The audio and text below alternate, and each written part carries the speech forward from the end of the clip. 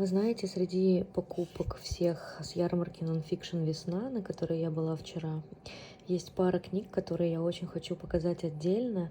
Первая из них — это Silent Book, книга без слов шанхайской художницы Гуа Джин «Фламинго». Эту книгу я, конечно, купила исключительно для своего внутреннего ребенка, а не для своего младенца, которому пока еще совершенно пофиг на такие великолепные иллюстрации.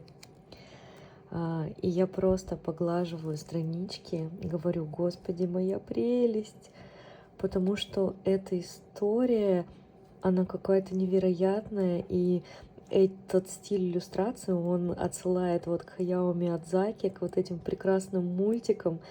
В общем, Поляндрия, спасибо вам за то, что вы это издали.